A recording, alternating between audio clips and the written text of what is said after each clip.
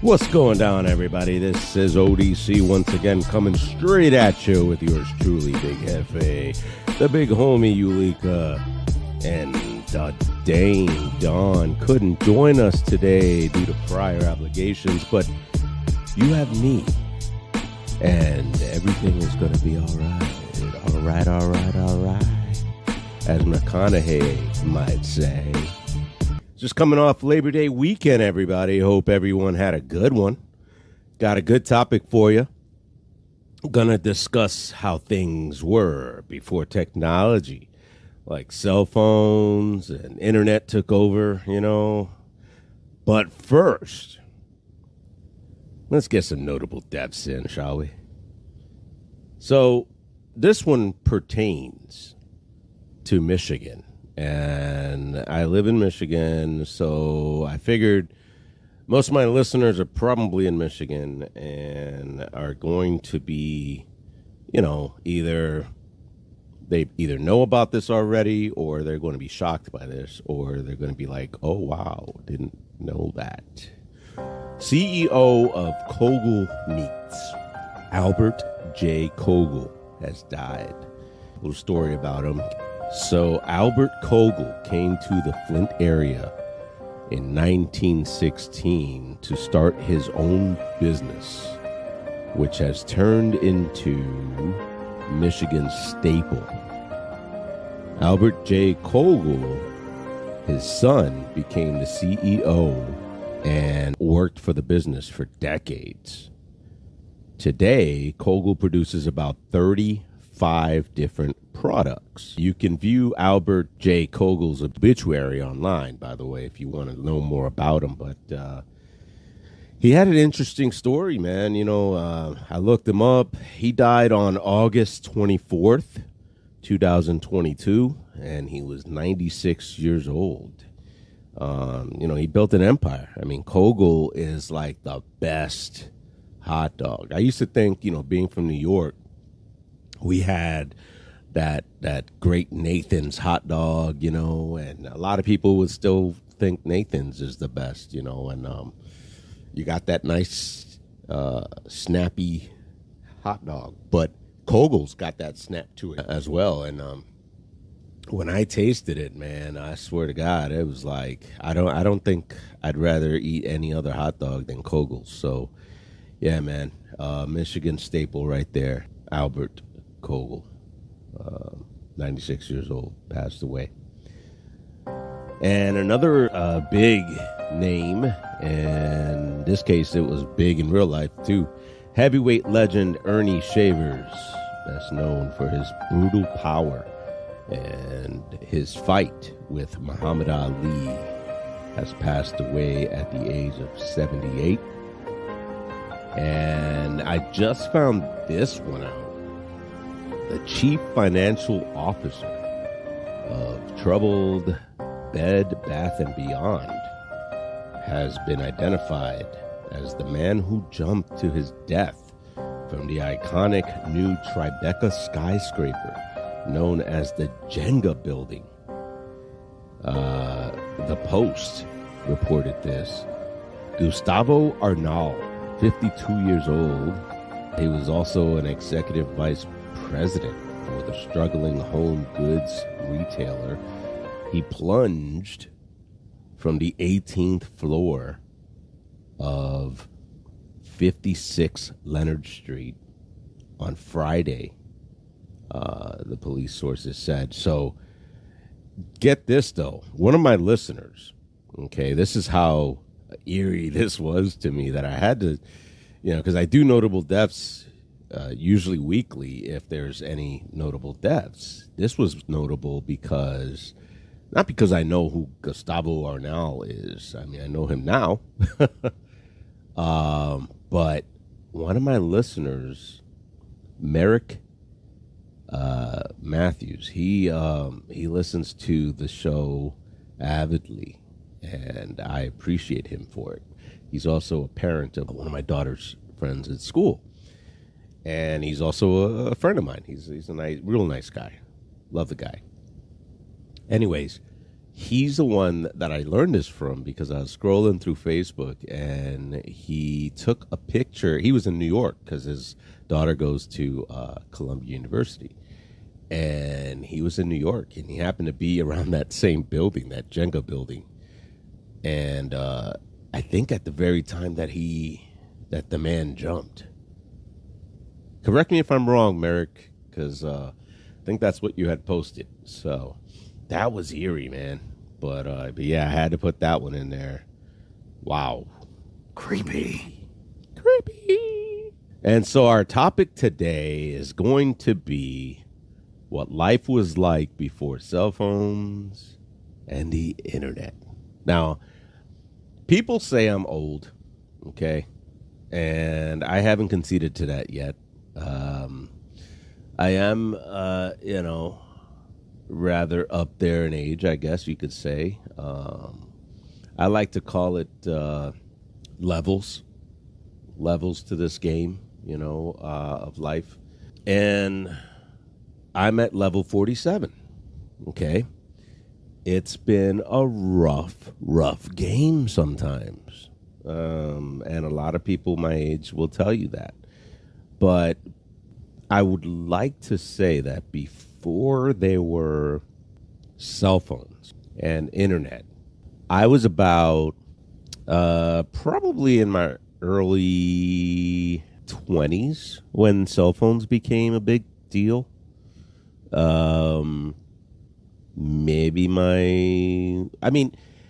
There were times where cell phones were already a big deal when I was younger than that, probably in my teens or, coming into my teens even.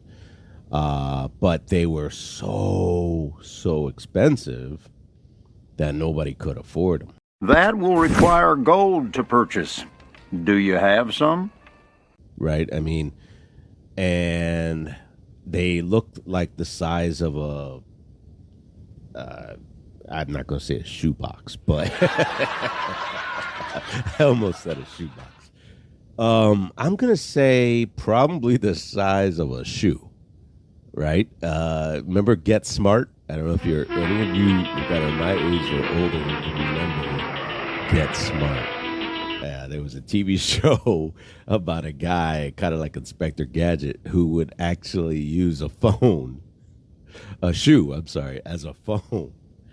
And so that's what it reminds me of when I remember how the first cell phone looked. And it had this antenna that you pull out.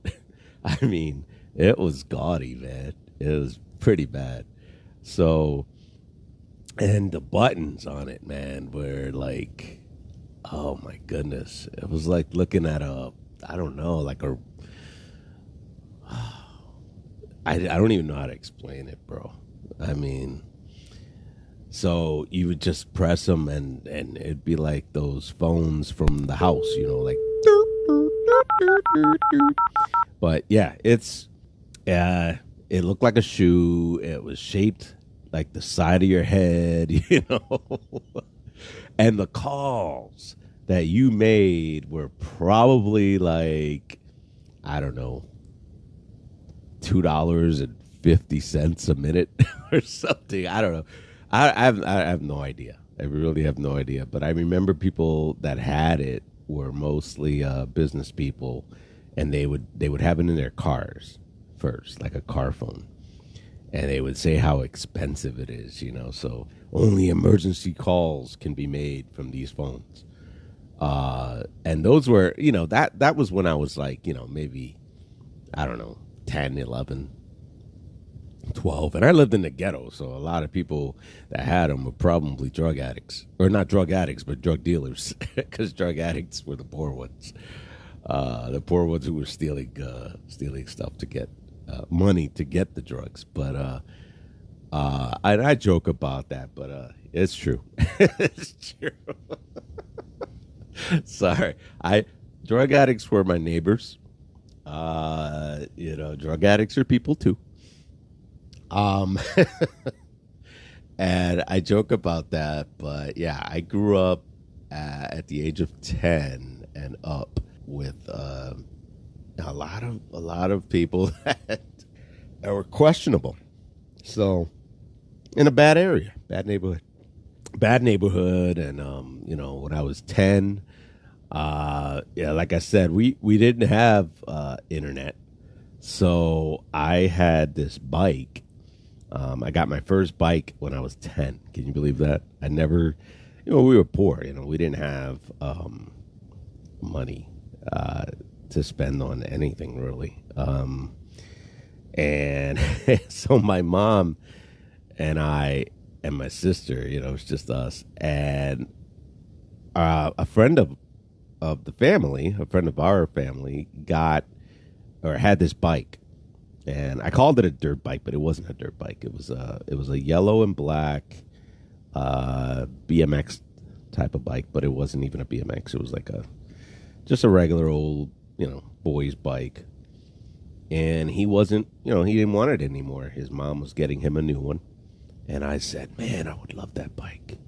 And he was like, hey, it's yours, And his mother was like, yeah, you could have the bike, I'm getting him a new one, whatever. And I said, yeah. I think I was actually 9 when we got that bike, because I spent that whole year from 9 to 10, I remember, because we still lived in a pretty decent area from up until I was 10 years old. So, and we moved when I was 10. But I remember we had a nice living room, and I would practice in the living room. It was a big living room. And I practiced in the living room to my mother's dismay. My mom hated it. And I would get, in trouble a lot for for riding a bike in the house, or at least that little area, pushing myself off the wall. I didn't know how to ride a bike, and I learned enough at 9 years old to take it downstairs, and then finally go out on the road. And then, when I was 10 years old, I was a little better at it. Anyway, we moved into this bad neighborhood, and I would try to sneak downstairs where, of course, my mom didn't want me downstairs because there was drug addicts and drugs and drug dealers and bad kids, man. Kids that wanted to fight all the time. So, yeah, I got the bike stolen from me and all that stuff. But there was, like I said, no internet. There was no internet. There was no cell phones. If you wanted to have friends, you had to go make friends, man. You couldn't talk on social media, chat to anybody on the cell phone, I mean, yeah, they came out with pagers, what they called beepers, because they beeped. When somebody wanted you to call them back, they would beep you with their number and go, call me back or whatever. But it would just be their number where they were at, so that you can get to a payphone. Ah, yes, the payphone. You guys, the younger people are like, what? A payphone? You had to pay to use the phone?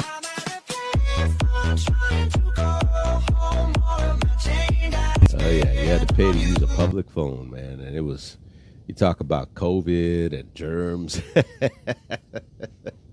You had a booth. You know where Superman changed? You had to get in there, man. and all those germs and there was no, when I just think about it, there was no like sanitation wipes, no, none of those things. You didn't clean the phones. You just used it, we just back in the 80s, and the 90s and stuff like that. I don't even remember when those phones quit existing. I don't even remember when those phones stopped existing. But anyways, I remember seeing recently, not recently, but I would say about 10 years ago, I saw a payphone somewhere, and I went, holy shit. It was like seeing something in a Smithsonian museum, like a relic. And I was like, wow, does this thing work? It was so weird. But anyway, yeah, so we had that. And then when the beeper went off, you knew it was time to call somebody back. There was also this thing that we used to do where I think I mentioned this on one of our episodes before, where you would make collect calls. And a collect call, if you don't know what it is, you call the operator, and I think you could still make collect calls from like prisons and stuff like that. But you call the operator and you say, I'd like to make a collect call to such and such. You know, you say the name of the person and you give them the number or whatever, or maybe they even look up the number, and they'll call that person, and that it gets charged to them, right? So what you do is, it doesn't get charged to them until they say, "Hey, you got you have a collect call from," and then your name would come up. So you have to record your name, and what it would be like was record your name after the tone, and then you'd say your name. So it's like that commercial that says, you know, we had a baby, it's a boy. and so it would say, you know, you have a collect call from, we had a baby, it's a boy. Operator, I'd like to make a collect call, please. First name Bob, last name is we had a baby, eats a boy. Hello? Collect call for Mr. Bob. We ought a baby eats a boy. Sorry, wrong number. Who's that, dear? Bob, they had a baby. It's a boy. And it's a message, right? But, you know, you would say your name. It would be like your name, but it's really a message you're sending them. So I would call, and like my mom from a payphone, and say, you know, you have a collect call from, hey, Mom, I'm over at Ulika's house. I see you later, but and it would hang up. Do you accept this collect call? And she would just say, no. And then it would hang up. So that it wouldn't charge her, you know what I mean? It was crazy, but that's how you would beat the system, I guess, you know, back then. And that's how, if you didn't have any other way of communication, you know, you would get around. Yeah, but it's crazy how nowadays, man, your cell phone has everything. You can call, you have a camera, you have a calculator. I mean, a calculator? You know how badly I wanted in the 80s a freaking a watch. And you guys know what I'm talking about. You guys are probably laughing right now. There's a watch that had a calculator on it, man. And boys wanted that watch so bad back in the day in the 80s, man. I'm showing my age, and I don't give a shit because I already told you anyways. Yeah, we wanted that shit, man. That was a fucking cool watch. And now you have it all on your phone, man. It's just I don't know. It's almost like, I think I'm going to make an analogy here. It's almost like, you know, when we were kids, we got to see, it's almost exactly like this. Like, all right, you see how now you guys have porn on the internet? Like, just porn is everywhere, right? You can, a kid can go on porn. And when I say kid, 13, 14, 15, whatever, whenever you get interested in that shit, you can go online, see fucking tits, ass, whatever, and fucking, right?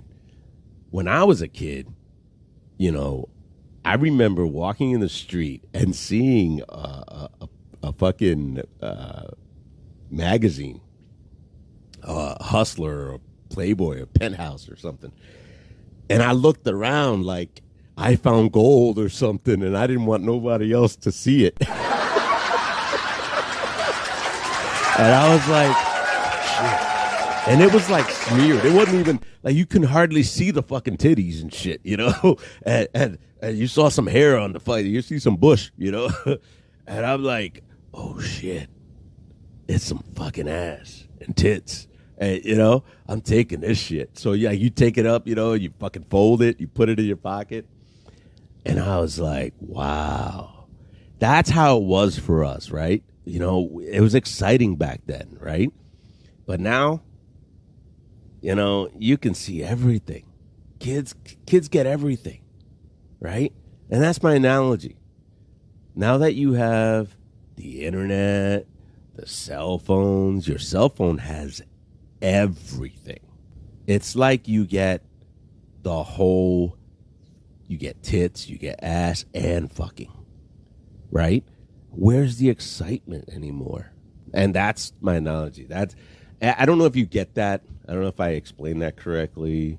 Maybe some of you out there get it, but I'm just saying, man, it's not the same anymore. And it was fun back in the day, man. It was fun.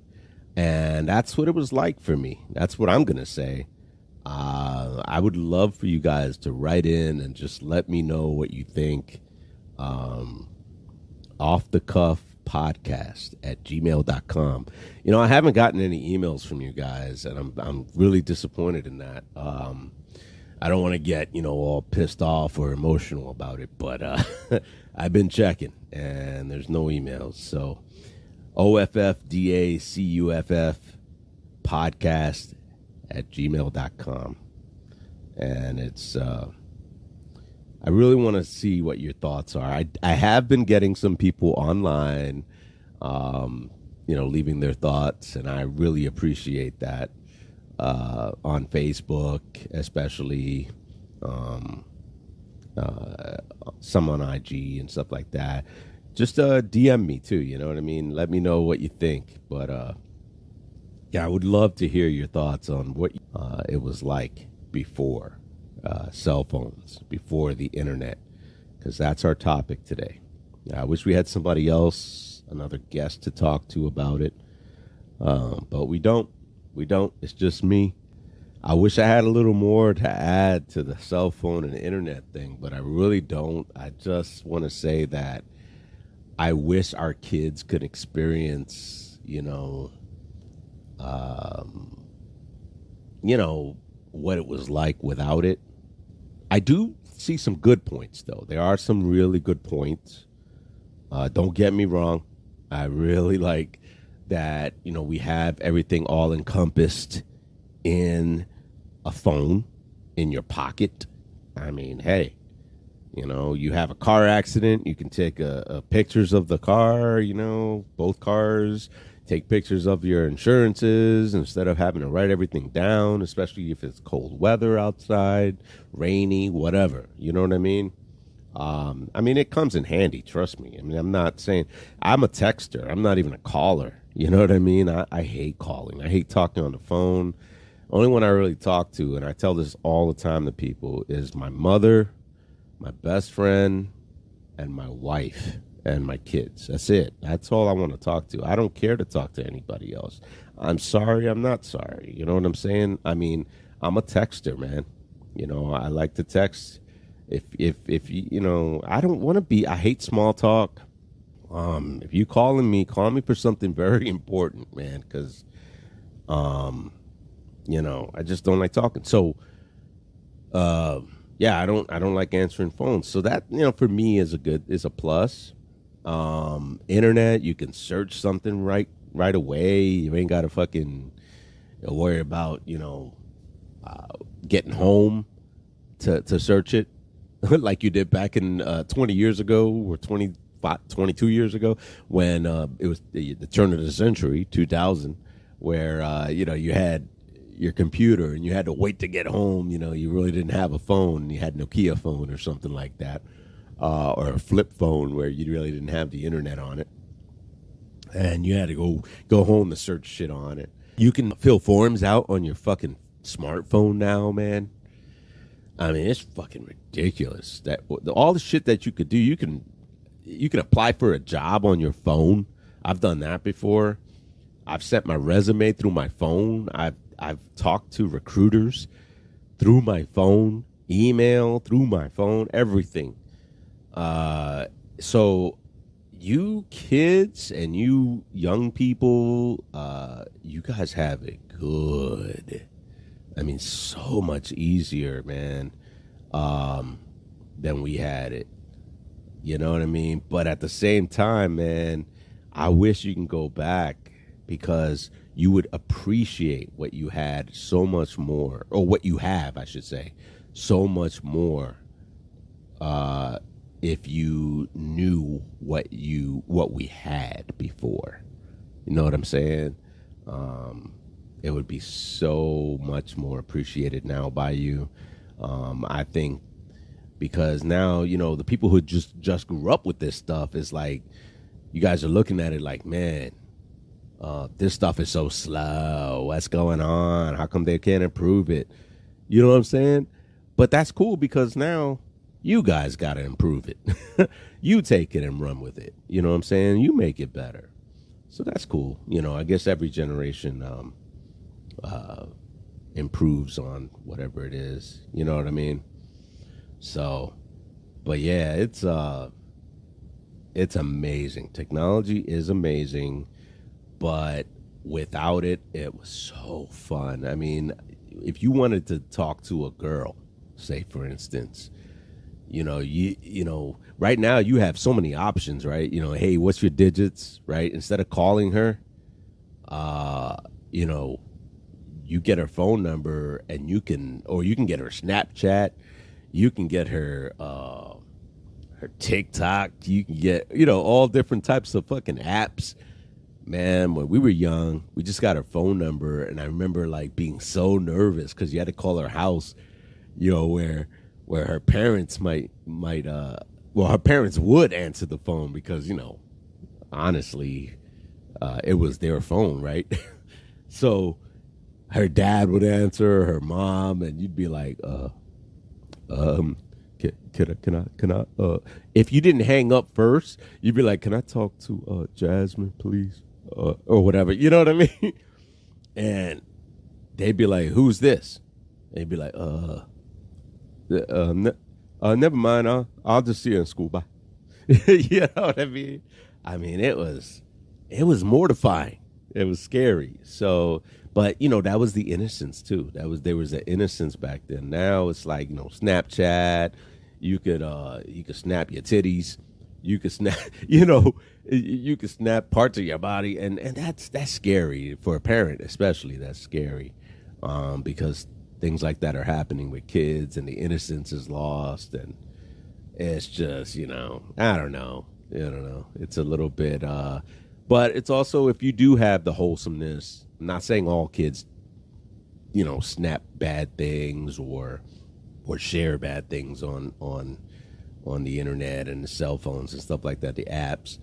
But if you do use it for wholesomeness, if you do stay clean on there, it's still not the same because you don't have the, you know what I'm saying? Like, you don't have that same interaction that we did. So I wish that you can go back in time and just experience it one time, man. I tell my kids all the time, and they just kind of like scoff at it or whatever. Like, oh, here you go again, talking about the 80s.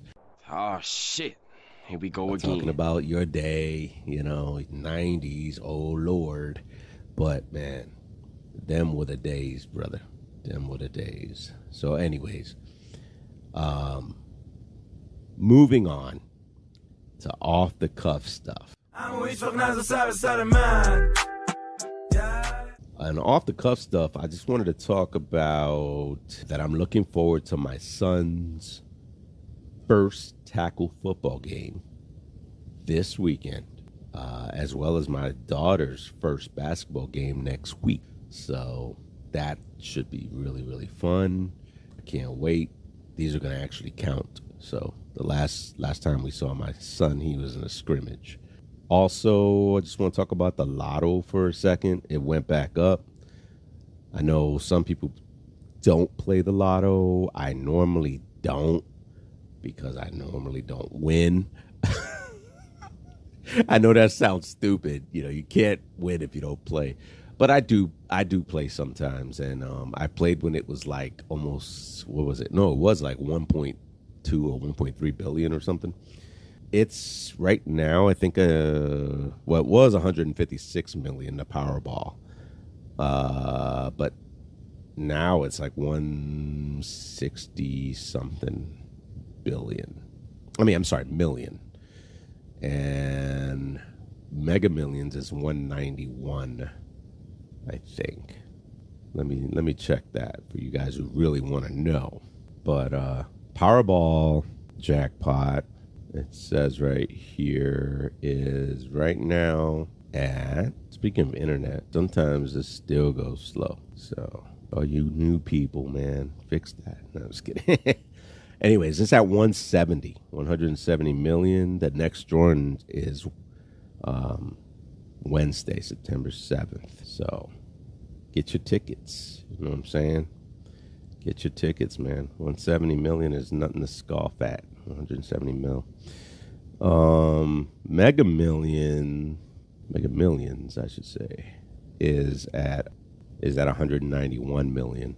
And the next drawing for that is actually tonight at 11 p.m. So next time we talk, maybe you'll be a millionaire, you know. Those are usually drawn on Tuesdays and Fridays. And, Powerball is usually Wednesdays and Saturdays. And that's why I used to play them, like, a lot back in 2008, 2009, something like that. And I used to do, like, an office pool.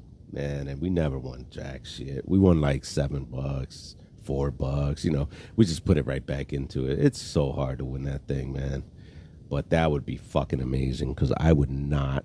You know what I hate is when people say they would continue to work if they won the lotto. Fuck you. All right? Fuck you. I'm not even kidding. I would never fucking work again. As a matter of fact, you probably wouldn't even hear from me ever again, guys. You know? I'm not fucking kidding. If I won the lotto, I'd be fucking gone. All right? Anyways, so let's move on to Badass Flick or just pure shit. And here we go. Are you the keymaster? Laugh it up, fuzzball. We came, we saw, we kicked his ass. This baby hits 88 miles per hour. You're gonna see some serious shit. Right. And right now, the only one I have is Me Time. Me Time is a movie that Kevin Hart and Mark Wahlberg are in. And I'll tell you right now, this movie is not, I'm not going to say that it's bad. I'm not going to say it's great, okay? I gave it a 3 out of 5 stars, okay? It's not horrible. But if you don't like either one of these guys, you're not going to like it. So you got to at least like one of these guys. And I'm not the biggest Mark Wahlberg fan, although he has kind of grown on me as we, get older. And Kevin Hart as well. Kevin Hart, when he first came out, I didn't like him. I remember my friend Larry Heyman had told me I'm crazy because he said, Kevin Hart is hilarious. And I said, he's not that funny to me. And he goes, you got to look at his stand-up, man, and you got to reevaluate him. And I said, okay, fine. So I did, and I said, okay, he's funny. And he goes, see, I told you. And I said, okay. But he's still, to this day, not the funniest guy. I mean, yeah, he's got some funny stuff that he does, but no. I think it's, comedy is subjective, so it's like, you go with what you like. You know what I mean? Mark Wahlberg and Kevin Hart, they kind of played well off each other, but you could tell that something was going on. So the other day I saw by the way, the movie, just to give you a little bit of an idea of what it's like or what it's about without spoiling it. Basically, it's about a guy who works all the time and is kind of a working stiff, and his friend is the opposite of him, and he always parties and this and that, and he's always celebrating his birthday and blah, blah. So he tells, and this is Mark Wahlberg's character, and he tells Kevin Hart, who's always working, he's like, dude, you gotta just take time for yourself, man, and and so basically he does one weekend, and it's just a fucking crazy weekend, and it's fun, and it's it's a movie that if you want to waste time and have a good, 1.5, I guess, hours where you don't have to think about shit and just kind of like mindless, not do anything for a little bit. It's fun to watch. Yeah, so it's nice. Anyways, so Mark Wahlberg was telling the story on this show online, and he said basically Kevin Hart, I think he played a joke on Kevin Hart a while ago, a long time ago. And apparently Kevin Hart didn't forget. So now Kevin Hart has Hart, I think it's called Hart Productions or Heart to Heart Productions. I don't know what it's called. And so he's making movies now, right? So he got this part, and he made this movie, and he wrote the part, or somebody wrote the part, and he said that part's going to Mark Wahlberg. He wants Mark Wahlberg to play that part. So he got his people to contact Mark Wahlberg, and he told them about the part and everything. Well, he didn't tell Mark Wahlberg that the guy and the ladies, you might want to see this now because I tell you this, but Mark Wahlberg has to be naked in one of the scenes from the back. You see his ass, and he didn't know that he was going to be. Basically, they had him naked. They had him in I think in a like tutu or something, or some kind of fucking outfit that he didn't want to be in. It was kind of funny, and you know how him and The Rock always, Kevin Hart and The Rock always playing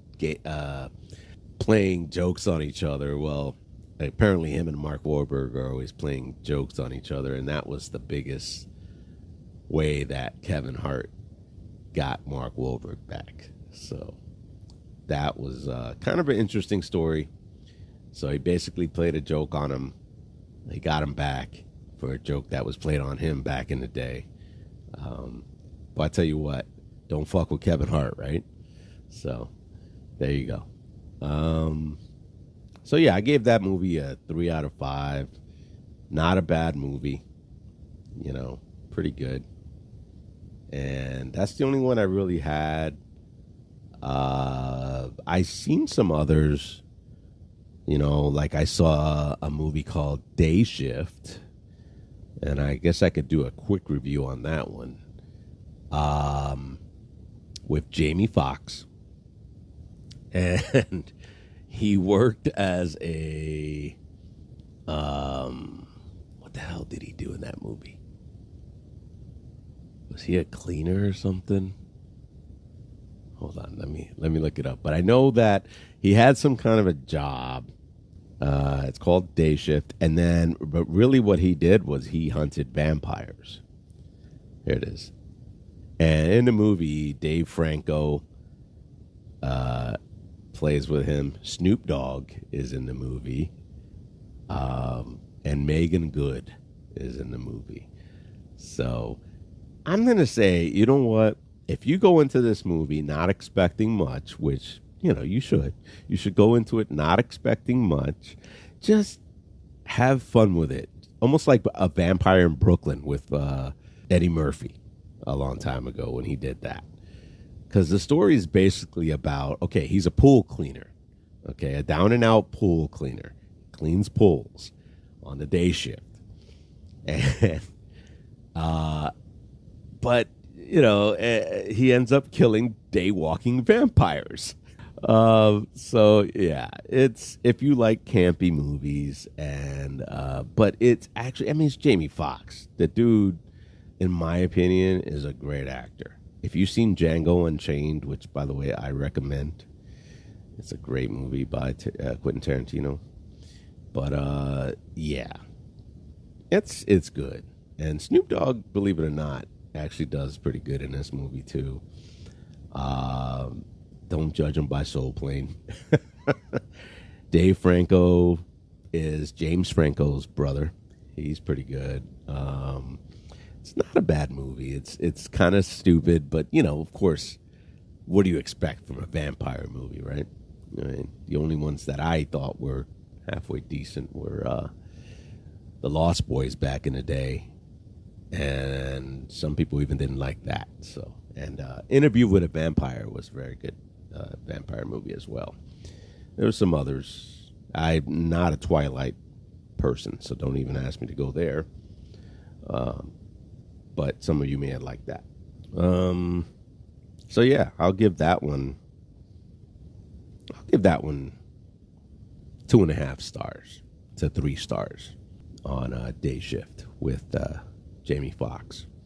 So there you go. You got 2 movies, Me Time and Day Shift. And one with Kevin Hart and one with Jamie Foxx. You know, enjoy. They're both on Netflix. And like I said, we don't advocate for Netflix, but hey, if Netflix wants to sponsor Off the Cuff, call us, DM us, let us know. And we got to get this show somehow off the ground, right? Somebody's got to pay us. Anyways, that'll do it for us, and that'll do it for today. Thank you so much for joining us once again, and listening to us wherever, whenever, and however you can. We appreciate it very much. I know I truly appreciate it. Most of you probably listen on our YouTube channel, which is youtube.com/3xchamps. All right. youtube.com/3xchamps. But you can also download the Anchor app, the iHeartRadio app, Google Podcasts, Radio Public, and Breaker apps. And find us there and listen to us there as well. You can also email us at offthecuffpodcast@gmail.com. Remember, that's OFFDACUFF podcast@gmail.com to let us know how much you love us or how much you don't, how much you agree with us, how much you don't agree with us, how much you don't agree with us. You can also DM us on the socials, as these youngins say these days. And that's at Off the Cuff Podcast on Facebook and off_the_cuff on Instagram. As always, I've been Big Jefe. Have a great week. And please, whatever you do, don't text and drive. And I say that because I did have an accident. Not while texting, but by just looking at my fucking phone for a split second. I ended up in the hospital with a sprained ass thigh the day before, or I should say the day after my son was born in 2013, and almost didn't make it. I hit a big ass fucking tree, guys. So please don't text and drive. You know, keep safe. What else is there? And keep listening. You know, go on YouTube, subscribe to Off the Cuff. Listen to us next week. Listen to us tomorrow. This comes out tomorrow, by the way. Well, it will be tomorrow by the time it comes out, because it's Tuesday night now. But hopefully next week you will hear all of us together again, and we'll have some fun things and a new topic, you know, that I've been thinking about. We've been thinking about, and actually, a lot of you have actually been more vocal now. So I'm gonna give you a topic that you guys have actually been talking about us discussing, and that topic that is I'm doing a poll at the moment. So the one that's coming forward seems to be about, when should you introduce life events to kids, while you're raising them? When should you introduce, like, the sex talk? When should you introduce money talk? When should you, talk about grown-up things with your kids? When does that start? And maybe we'll have that on the next one. We also look forward to talking about different other subjects, like cheating spouses and significant others in relationships. Yeah, that's going to be interesting. So join us next time and keep joining us. Again, subscribe, comment, like, go on YouTube, get us some subscribers, and remember to keep keeping on, because life is not easy. All right, have a great week. Keep it going. Peace.